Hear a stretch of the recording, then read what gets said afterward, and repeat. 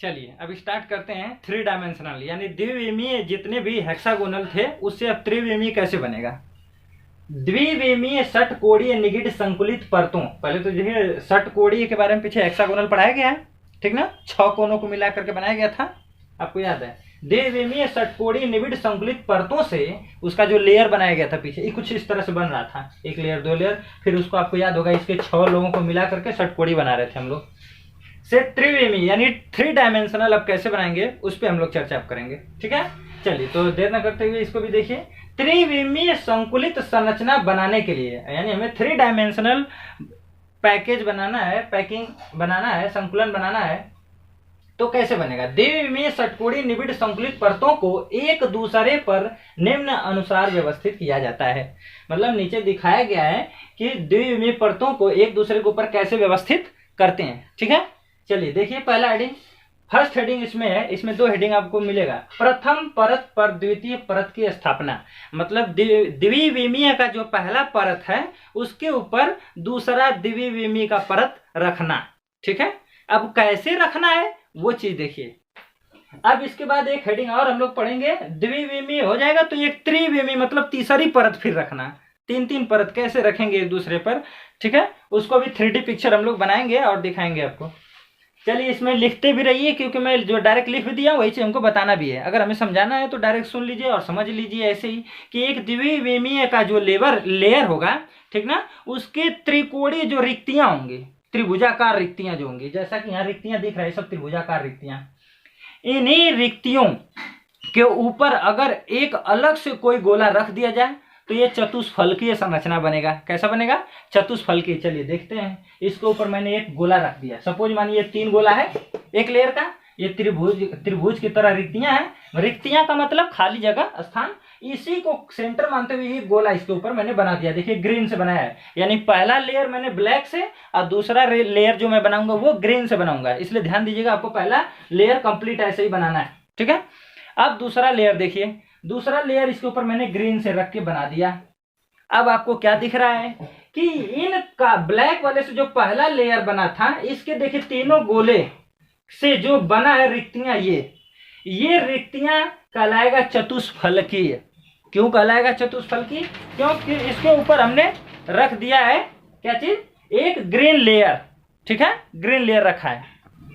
मेरे green layer कहने का मतलब ये नहीं हुआ है, मतलब 3 जो ब्लैक वाला पहला द्विविमीय परत है ना, उसी के ऊपर अब हरी पेन से मैं पूरा परत बनाऊंगा। अभी तो मैंने सिर्फ एक गोला बनाया है, इनके ऊपर रखा है ताकि आपको बता सकूं कि ये गोला जो है इस ग्रीन वाले गोले का जो केंद्र होगा और इन तीनों का जो केंद्र होगा, अगर उनको मिलाएंगे तो एक चतुष्फलकीय संरचना बनेगा। इसलिए इसको मैं बोल रहा हूं ये टेट्राहेड्रल वाइड बनाएगा, स्ट्रक्चर बनाएगा, ठीक ना। यहाँ फिलहाल एक लेयर रखा गया है, पहला लेयर मैंने सिर्फ बनाया, दूसरा लेयर मैंने अभी नहीं बनाया, अभी इसके ऊपर बनाऊंगा। चलिए पढ़ते भी चलिए, वही बात मैंने लिखा भी है, मैंने जो बात अभी समझाया ध्यान से देखिए। द्विविमीय षटकोणीय निबिड संकुलन की प्रत्येक परत में त्रिकोणीय आकृति की रिक्तियां होती हैं। देखिए त्रिकोणीय आकृति की रिक्तियां, त्रिकोणीय लिखा गया ना, आकृति, त्रिकोणीय आकृति की रिक्तियां यही है, सब त्रिकोणीय रिक्तियां हैं। अब आगे होती हैं, जब भी द्वितीय परत का गोला, ये द्वितीय परत अभी मैंने बनाया नहीं है, बनाऊंगा अभी। द्वितीय परत का गोला प्रथम परत के रिक्तियों के ठीक ऊपर होता है। ध्यान दीजिए, प्रथम परत का ये जो रिक्ति है ठीक इसी के ऊपर जो द्वितीय परत का गोला होता है, द्वितीय परत का गोला ठीक इसके ऊपर होता है, तब चतुष्फलकीय आकृति बनती है। तब आकृति कैसी बनती है, चतुष्फलकीय यानी टेट्राहेड्रल, चतुष्फलकीय आकृति बनती है, जिन्हें चतुष्फलकीय आकृतियां कहते हैं, ठीक है। चतुष्फलकीय आकृतियों के बारे में आपने जान गया, मैंने समझा दिया। ये देखिए 3 गोला, प्रथम लेयर के ऊपर मैंने एक गोला ग्रीन रख दिया है, तो यही चतुष्फलकीय आकृति बनाएगा। ऐसे ही गोले मैं अभी बहुत सारे बनाऊंगा इसके ऊपर ग्रीन वाले पेन से, द्वितीय लेयर। क्योंकि अब इसका कारण भी जानिए, क्योंकि जब इन चारों गोलों के केंद्रों को मिलाया जाता है, यानी इनके सेंटर मैंने बताया ना, इनके केंद्रों को अगर मिलाया जाएगा तब एक चतुष्फलकीय टी बनता है। टी का मतलब टी से रिप्रेजेंट कर रहा हूं, टेट्राहेड्रल चतुष्फलकीय बनता है, कहने का मतलब ये इसे टी से प्रदर्शित करते हैं, तो इसके अंदर मैं अभी टी लिख दूंगा, ठीक है। जब द्वितीय परत का गोला त्रिकोणीय रिक्तियों को काटता है अब ध्यान दीजिए, अब इस बात को मैं अभी बना के दिखा रहा हूँ, ठीक ना। मैं बना लेता हूँ पहले, तब मैं दिखाता हूँ इसके आगे। जब क्या से कहानी अभी स्टार्ट होगी, जो मैं फिगर बना लूंगा, क्योंकि मैं जैसे ही दूसरा लेयर बनाऊंगा ना इसमें ग्रीन वाला, तो उससे भी बीच में ये रिक्त खाली हो जाएगा। यानी उसका जो रिक्त या खाली होगा उसी को कह रहा है, जब द्वितीय परत का गोला त्रिकोणीय रिक्ति को काटता है तब अष्टफलकीय रिक्ति ओ बनती है। ओ का मतलब यह अष्टफलकीय खाली हो जाएगा, अष्टफलकीय रिक्ति बनती है।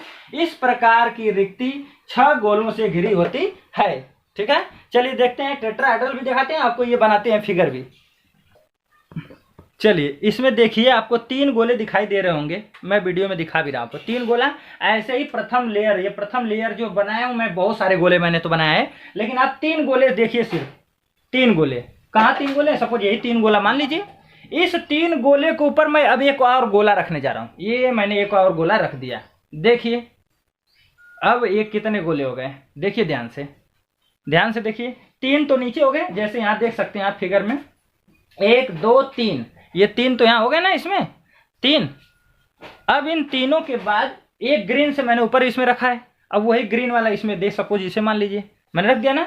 अब इनके अगर केंद्रों को मिलाया जाए, इसका कारण बता रहे थे ना इस प्रश्न में ना, क्योंकि जब इनके चारों गोलों के केंद्रों को मिलाया जाता है तब एक चतुष्फलक टी बनता है, चतुष्फलकीय बनता है। चलिए देख लीजिए, देखिए ये मिला है, ध्यान से देखिए इसको, ये 3 नीचे और एक ऊपर, चारों और आपस में मिल गए, कंप्लीट मिल गए ना। इसी तरह से अब इनके ध्यान से देखिए, तो इंटरनल में दिखाई दे रहा होगा, एक उनके सेंटर को मैंने मिला के दिखाया है, देखिए चारों तरफ से, ये सब 3D पिक्चर है। तो इसी तरह से ये तो सिर्फ मैंने एक वाइड रखा है ना, ऐसे मैं पूरा बता रहा हूं कि नीचे एक लेयर है, इसके ऊपर जो मैंने सिर्फ एक रखा है ना, अब ऐसे ही ऐसे मैं बहुत सारे ग्रीन पेन से रखने जा रहा हूं, ठीक है। तो आपको समझ आ जाएगा, जो इनके बीच में आएगा वो तो टेट्राहेड्रल, ठीक, और जो बाहर खाली होगा वो क्या होगा, अष्टफलकीय होगा। वो भी मैं दिखाता हूं अभी फिगर बना करके। चलिए ये भी देखिए कंप्लीट हो गया, मैंने ग्रीन पेन से दूसरा लेयर कंप्लीट बना दिया इसके ऊपर, ध्यान से देखिए दूसरा लेयर भी बन गया है। अब आप पूरी परिभाषा मैंने जो समझाया है वही बात मैंने यहाँ लिख कर भी रखा है। मैंने बताया पहली परत इसमें होती है, पहली परत के ऊपर क्या होता है, दूसरी परत होती है। पहली परत के 3 गोले के द्वारा जो रिम्पटी प्लेस बचता है, जिसको त्रिभुज या त्रिआकृति की रिक्तिकाएं कहते हैं, त्रिकोणीय रिक्तिकाएं कहते हैं, ये भी लिखा गया है। अब बताया गया था कि उन्हीं के ऊपर जब एक गोला और रख लेंगे तो वो चतुष्फलकीय रिक्तिकाएं बन जाएगा। जैसे कि यहाँ एक गोला मैंने ग्रीन पहले ही बना के दिखाया था, अब ऐसे ही गोल ग्रीन बहुत सारे बना दिए, दूसरा लेयर मैंने कंप्लीट तैयार कर दिया। तो खुद देखिए ध्यान से, जो ग्रीन के बीच में बना हुआ लेयर, देखिए ये तीनों ग्रीन है ना, इन तीनों ग्रीन से कौन सा लेयर बीच में बना, ये बना है टी, यही है टेट्राहेड्रल। यहाँ देखिए इन ग्रीन वालों को देखिए ध्यान से, ग्रीन वाले यही हैं, ग्रीन वाले से जो त्रिकोणीय आकृतियां है ना, रिक्तियां, वही है टेट्राहेड्रल ट्री। ये देखिए ये है त्रिकोणीय रिक्तियां, और त्रिकोणीय रिक्तियां तो कहीं नहीं दिख रही इसमें, फिलहाल बना नहीं। अगर इसके ऊपर और मैं रिंग एक बनाऊं तो उसमें भी त्रिकोणीय रिक्तियां बनेंगी। फिलहाल ये त्रिकोणीय रिक्तियां हो गई। अब देख लेते हैं अष्टफलकी वाली, यानी टेट्राहेड्रल। चतुष्फलकी को मैंने टी से रिप्रेजेंट कर दिया। अब टेट्रा वाला कहाँ मिलेगा जगह, वो भी देखिए ध्यान से। टेट्रा तो यही है चतुष्फलकी, अष्टफलकी सॉरी, अष्टफलकीय रिक्तियां ओ, अष्टफलकी ध्यान से देखिए, जो पीछे वाले में बना थे खाली जगह बना है ना ब्लैक वाला, ये हो गया अष्टफलकीय रिक्तियां, ये हो गया अष्टफलकीय रिक्तियां, ये हो गया अष्टफलकीय रिक्तियां, ठीक है। तो ये सब अष्टफलकीय रिक्तियां, ये ऊपर जो गोले रखे गए वो चतुष्फलकीय रिक्तियां बना रहा है, ठीक है। कंप्लीट नोट करिए इसे, देख लीजिए कंप्लीट मैंने फिगर बना दिया है। ये ग्रीन वाली लाइन ऊपर बढ़ा करके पूरा कंप्लीट मिला दिया है। जहां ग्रीन तीनों एक जगह मिला हुआ है, जहां जहां ग्रीन सिर्फ मिला हुआ है, दिख रहा है ये ग्रीन, यही आपका टेट्राहेड्रल बनेगा। जहां केवल ग्रीन मिला हुआ है, और जहां ग्रीन तीनों मिला हुआ है और वहीं पर ब्लैक वाला भी मिला हुआ है, यानी दोनों लेयर, वही बनेगा ऑक्टाहेड्रल। वो क्या बनेगा, ऑक्टाहेड्रल। यहाँ भी देखिए टेट्राहेड्रल टी लिखा गया है, सब टी है, सब टी है, टेट्राहेड्रल, ठीक है। और जहां यहाँ देखिए तीनों सिर्फ ब्लैक वाला मिला हुआ है, यानी ब्लैक वाला कौन सा लेयर है, प्रथम लेयर। कौन सा लेयर है, प्रथम परत, प्रथम परत। प्रथम परत कौन है, ये काला वाला है। और द्वितीय परत कौन सा है, द्वितीय परत, ये ग्रीन वाला है। द्वितीय परत कौन सा है, ये ग्रीन वाला है, ये ग्रीन वाला है, और ये ग्रीन वाला है, ये तीनों ग्रीन वाले गोले दिख रहे हैं लाइन से ना, वो सब कौन से हैं? द्वितीय परत। और काला वाला जो दिख रहा है सब, वो सब प्रथम परत है, 3 जगह दिख रहा है। ठीक है, तो कंप्लीट हो गया, ये खत्म आपका। आपको नहीं समझ में आया तो पूरी बात फिर से रिवाइज करिए, बहुत ही सिंपल है। बस एक लेयर है और एक लेयर पर जो गोले एक जगह ब्लैक वाला प्रथम मिला हुआ है वो त्रिकोणीय आकृति है। जस्ट उसी के ऊपर जब दूसरा लेयर का पहला गोला आएगा तो चतुष्फलकी आकृति बन जाएगा। और वही डबल लेयर जब हर जगह रिवाइज करेगा तो उसका त्रिकोणीय और ब्लैक दोनों को त्रिकोणी जो 6 पॉइंट हो जाएंगे मिलकर के वही अष्टफलकी बन जाएगा। ये बात लिखा भी गया है। इस प्रकार की रिक्ति 6 गोलों की से घिरी होती है। तो सारी बातें इसमें बता दिया गया है। अब जो भी लिखावट न समझ में आए कहीं लिखी हुई बात तो शब्दों को सुने, मैंने पूरी बात रिवाइज कर दिया है। अब नेक्स्ट हेडिंग इसी का ए के अलावा कौन सा पॉइंट? बी। आप बताइए कौन सा होगा? प्रथम पर द्वितीय परत रखा गया है तो द्वितीय पर अब कौन सा? तृतीय परत रखा जाएगा। ठीक है, तो तृतीय परत रखा जाएगा तो और टफ स्ट्रक्चर हो जाएगा।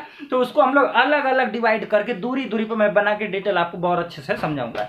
ये पूरा कंप्लीट हो गया। बार बार वीडियो को देखिए, सब कुछ आपको समझ में आएगा।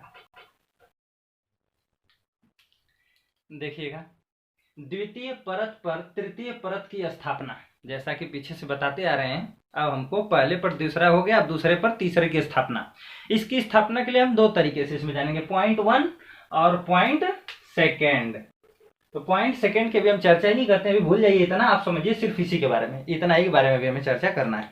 ठीक है, तो स्टार्ट करते हैं। इसकी परिभाषा ध्यान से सुनिए और आप अपने से लिखिए, मैं नहीं इसको लिखूंगा, आपको अपने से लिखा है। देखिए, मैं यदि dot dot dot dot dot लगा दिया है। इस डॉट डॉट में क्या है, पूरी बात आप पूरा लिखिए, इसके बाद इसे लिखिएगा। ए बी प्रकार का संकुलन प्राप्त होता है। सुनिए पूरी बात क्या है मैं कह रहा हूं। यदि, यही से ऐसे ही लिखना है जैसे मैं समझा रहा हूं, एकदम जस्ट यही लिखना है। यदि द्वितीय परत के चतुष्फलकीय रिक्तियां,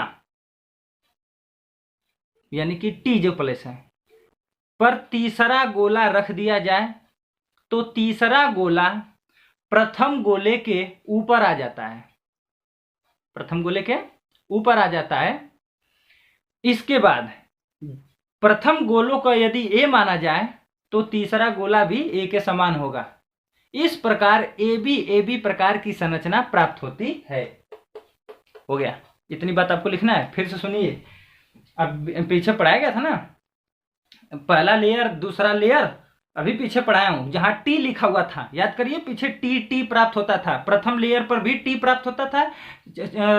रिक्तियां जो था, त्रिकोणीय रिक्तियां, जिसमें हम टी लिखे थे जब अगला गोला रखा था उस पर, तो द्वितीय परत से चतुष्फलकीय रिक्तियां बन गई थी।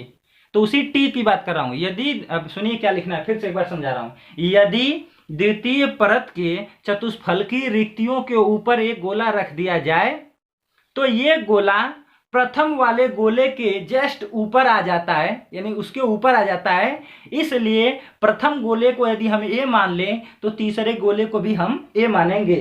ये रहा पहला गोला ए, तो दूसरे के बाद तीसरा गोला को भी हम क्या मान लेंगे? ए मान लेंगे, जैसा कि यहां दिखाया गया है। ठीक है, इस प्रकार ए बी प्रकार का संकुलन प्राप्त होता है। इतनी बात हो गई। तो अभी आगे और लिखिए, क्या लिखिएगा अब? इस संरचना को, इसके आगे यहाँ डॉट डॉट लिखा है, यहाँ लिखना है इस संरचना को षटकोणीय निबिड़ संकुलित संरचना HCP कहते हैं। यानी इस संरचना को हम लोग क्या कहेंगे? HCP। हिंदी में बोले तो षटकोणीय निबिड़ संकुलित संरचना। अगर इंग्लिश देखा जाए तो H का मतलब हेक्सागोनल, C का मतलब क्लोज्ड मतलब निबिड़, और P का मतलब पैकिंग। ठीक है, हेक्सागोनल क्लोज्ड पैकिंग स्ट्रक्चर ये सामने बना हुआ है। देख लीजिए ध्यान से, इसमें ये सेंटर है, इसके 6 तरफ 6 लोग जुड़े हैं, तो इसके 6 जुड़े हैं। फिर इसके सेंटर पे ये 3 गोले को एक साथ इस तरह से रखा गया है। ये बी टाइप का हो गया, द्वितीय यानी दूसरा वाला लेयर। जैसे तीसरा लेयर वाला जो आएगा वो पहले वाले लेयर के समान होगा। अब इनके बात करते हैं सेंटर की। सोचिए जरा ध्यान से, अगर इसके सेंटर को इसके सेंटर को आपस में मिलाया जाए तो देख लीजिए इस तरह का स्ट्रक्चर प्राप्त होगा कि नहीं? सेंटर केंद्र को, इन तीनों के केंद्र को मिलाया जाए तो देखिए इस तरह का सेंटर मिलेगा। अगर इन 6 के सेंटर को इस तरह मिलाया जाए तो षटकोणीय आकृति इस तरह का मिलेगा। इसको मिला दिया गया है तो ये बन गया एकक कोष्ठिका कह सकते हैं, या तो उसके सेंटर, एकक कोष्ठिका का सेंटर हो गया। अगर इनके अणुओं को काट दिया जाए, इनके अणुओं को क्या किया जाए? काट दिया जाए। ठीक है, तो ये यूनिट सेल बन जाएगा। किसका यूनिट सेल बन जाएगा? कोष्ठिका, हेक्सागोनल का एकक कोष्ठिका बन जाएगा। अब ध्यान से देखिए, इसमें संकुलन क्षमता की बात करेंगे। इसकी संकुलन क्षमता कितनी होती है? इसमें एकक उप संकुलन क्षमता का मतलब खाली स्थान, रिक्त स्थान। तो इसके रिक्त स्थान की अगर बात किया जाए तो इसका जो रिक्त स्थान हो जाएगा 74%।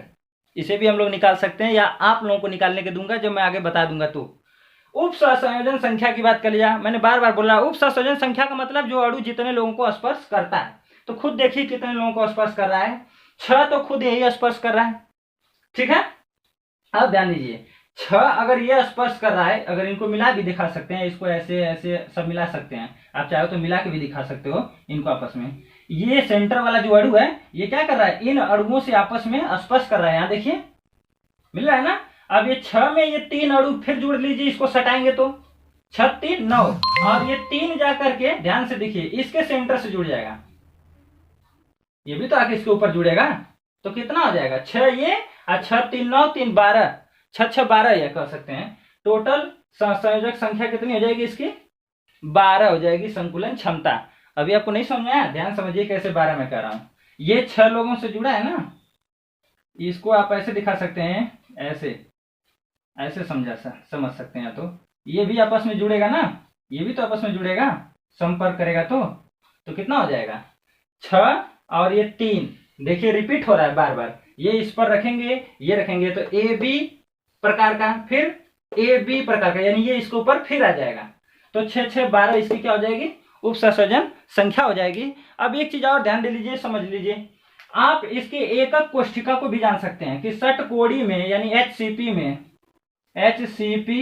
में एकक कोष्ठिका आप पूरा लिख लीजिएगा, में परमाणुओं की संख्या कितनी, कणों की संख्या, या एकक कोष्ठिका में अवयवी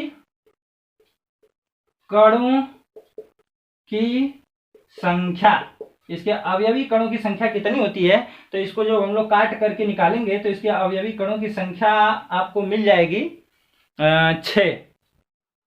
कितना मिलेगा 6। जैसे आप SCP भी निकालते हैं ना, उसी तरह से 6 इसमें भी मिलेगा।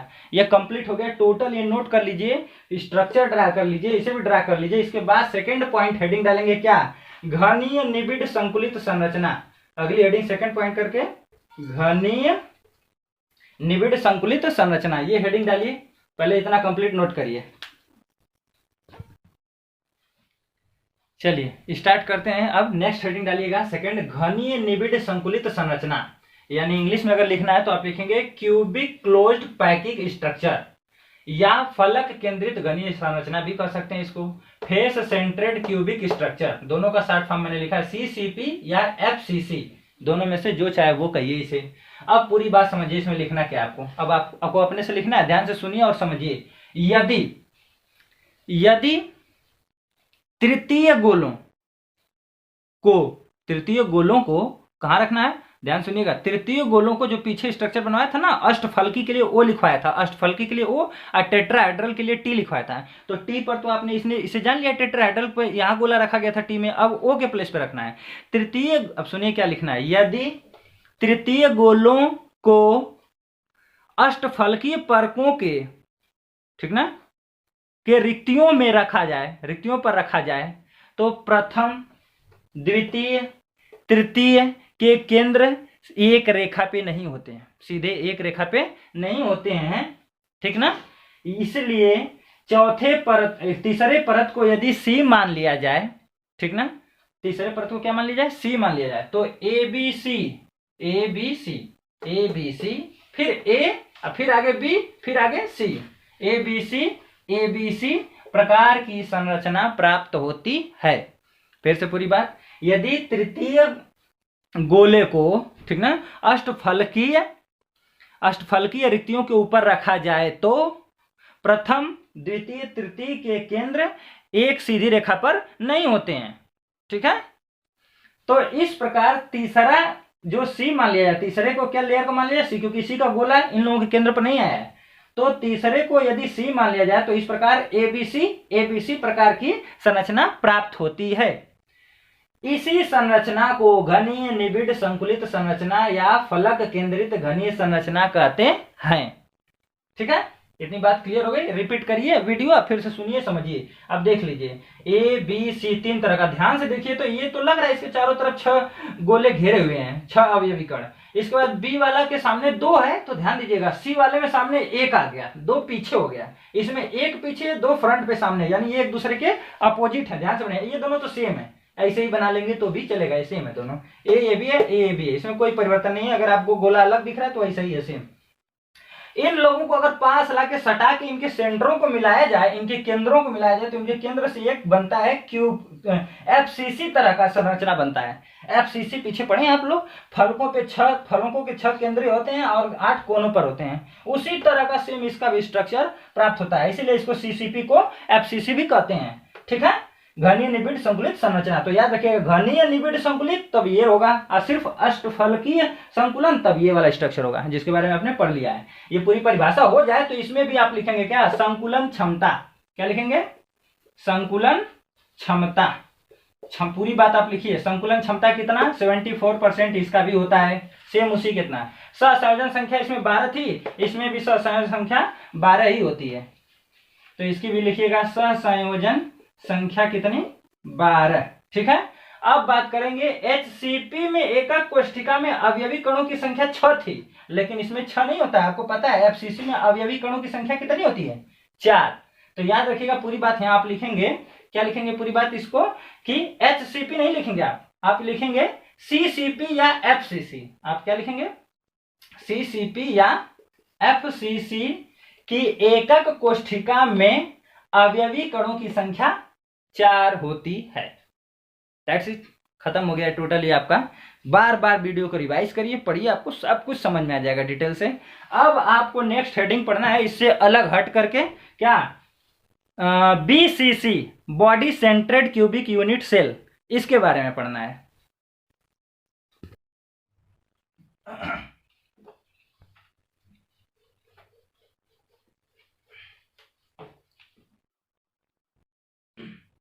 नेक्स्ट हेडिंग, अंतः केंद्रित घनीय संकुल, बॉडी सेंट्रेड क्यूबिक पैकिंग। अब एक पहले बीसीसी था, एससीसी, बीसीसी।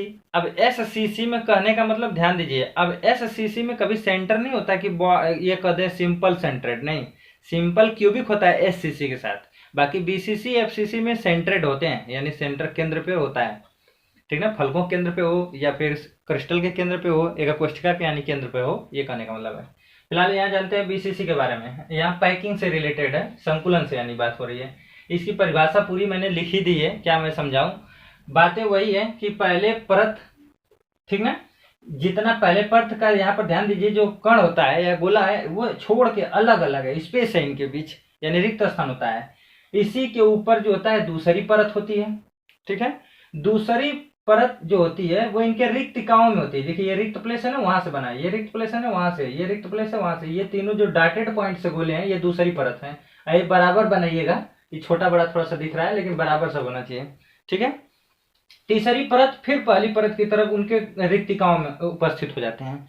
तो इस तरह ये एक दूसरे के रिक्तिकाओं में होते हैं। तो परिभाषा भी देख लीजिए, वही लिखा हूं, इस संकुलन में प्रथम परत के गोले वर्ग संकुलन में एक दूसरे को स्पर्श किए बिना व्यवस्थित होते हैं। वर्ग टाइप का होता है, मतलब बराबर बराबर लीजिएगा। आप 3 ले रहे हैं तो 3 नीचे भी लीजिएगा, ठीक ना, ताकि सब बराबर हो। एक गोला यहाँ पे और चाहे तो बना सकते हैं ताकि ये भी 3 हो जाए। तो वही बात आपने पढ़ा कि इस क्या हुआ था, यही बात जो मैंने बोला वही लिखवाया भी हूं अभी, व्यवस्थित होते हैं। अब द्वितीय परत के गोले प्रथम परत की सभी स्थितियों में समावेश हो रहते हैं। मतलब जो रिक्त स्थितियां होती हैं, रिक्तियों में समावेश, यहाँ ध्यान दीजिएगा, रिक्तियों में समावेश, इसका मतलब जो रिक्त का मतलब जो खाली प्लेस होता है उसी में समावेश रहते हैं। जबकि तृतीय परत के गोले द्वितीय परत की रिक्तियों में समावेश रहते हैं। अब देखिए तृतीय परत का जो गोला इसके द्वितीय वाले रिक्तियों में समावेश है, ठीक है, रहते हैं। यही क्रम निरंतर चलता रहता है, बस यही परिभाषा है। तो सिंपल सी है, इसका ज्यादा टफ तो नहीं कुछ है। अगर इनके सेंटर को मिला के बनाया जाए तो बीसीसी जो स्टार्टिंग में पढ़े उसी टाइप का इसका भी स्ट्रक्चर बनता है। कुछ खास बातें इसमें नोट कर लीजिए इंपॉर्टेंट। संकुलन क्षमता यानी बीसीसी की संकुलन क्षमता कितनी होती है, तो याद रखिएगा 68%। ये आया कैसे 68%, इसके बारे में आगे फार्मूला बताऊंगा, फिर उसके बेस पे आप निकाल लेंगे। समन्वय संख्या इसकी कितनी होती है, इसके बारे में मैंने पीछे बता दिया है कि जब कोई एक कण उसके आसपास जितने उसे स्पर्श करते हैं, ठीक है, वो होता है आपका समन्वय संख्या या उप सहसंयोजन संख्या, दोनों उसी को बोलते हैं। 8 हो गया। ये एक बात और इसमें निकल के आई है कि कम प्रभावित संकुलन, इसे कम प्रभावी माना जाता है, ज्यादा प्रभावी का ये नहीं माना जाता है। ये खत्म हो गया आपका सब कुछ, इधर जितना पढ़ाया गया, बीसीसी एफसीसी सब कैसे क्रिस्टल बनते हैं, वो किस तरह से एक दूसरे के ऊपर डिपेंड होते हैं, सारी बातें हो गई हैं। नेक्स्ट हेडिंग लास्ट है, ये सब एक साथ सबको सोचा मैंने कर दूं, थोड़ा एक जगह आप लोग याद रखिए, आसानी से कोई चीज भूलिएगा नहीं। विभिन्न प्रकार के क्रिस्टल संरचनाओं के लक्षण, उनके लक्षण और उदाहरण, एक चार्ट बना लीजिएगा इसमें बड़ा सा। इसमें एक में लिखिएगा क्रिस्टल संरचना, फिर लिखिएगा आवृत स्थान, ध्यान दीजिएगा, आवृत स्थान का मतलब हुआ वही घिरा हुआ भाग, ठीक ना। इसके बाद समन्वय संख्या, मतलब कोई कण कितने लोगों को घेरता है, वो उसकी उपसंयोजन संख्या या समन्वय संख्या, जो चाहे वो लिखिए। कुछ एग्जाम्पल इसके, एससीसी सिंपल वाले का देखिए 52.3% द्वारा ये घेरा हुआ भाग है, बाकी सब रिक्त भाग है। 100 में से अगर इसे घटा देंगे तो रिक्त वाला भाग भी आ जाएगा। इसमें समन्वय संख्या 6 होती है इसकी। एग्जाम्पल O2 अगर सॉलिड है, यानी ऑक्सीजन जब ठोस अवस्था में हो। पोलोनियम है, इसका स्ट्रक्चर एससीसी टाइप का होता है। बीसीसी में देख लीजिए बीसीसी में कि बीसीसी का जो क्रिस्टल होता है उसके द्वारा ऑक्युपाइड एरिया जो होता है, घिरा हुआ जो भाग होता है, वो 68% घेरता है, और जो रिक्त होते हैं वो 100 में से इसे माइनस कर लीजिए, आ जाएगा। अब समन्वय संख्या इसकी 8 होती है। Lithium, sodium, potassium, rubidium, caesium इसके एग्जाम्पल हैं, इनका स्ट्रक्चर बीसीसी टाइप का होता है। अब सीसीपी चाहे एफसीसी कहिए, इन दोनों का स्ट्रक्चर एक ही होता है। 74% ऑक्युपाइड यानी घेरा हुआ भाग होता है। 12 इसकी उप समन्वय संख्या होती है। इसके बेस्ट एग्जाम्पल है निकिल है, कॉपर है, सिल्वर है, गोल्ड है, एल्युमिनियम है। हीलियम के अतिरिक्त सभी ठोस अक्रिय निष्क्रिय गैसें, अक्रिय कहिए चाहे निष्क्रिय कहिए गैसें, ठोस CH4 यानी मेथेन सॉलिड अवस्था में हो तो, HCl सॉलिड अवस्था में हो तो, हाइड्रोजन सल्फाइड गैस सॉलिड अवस्था में हो तो, इन लोगों का स्ट्रक्चर एफसीसी या सीसीपी टाइप का होता है। अब आएगा एचसीपी।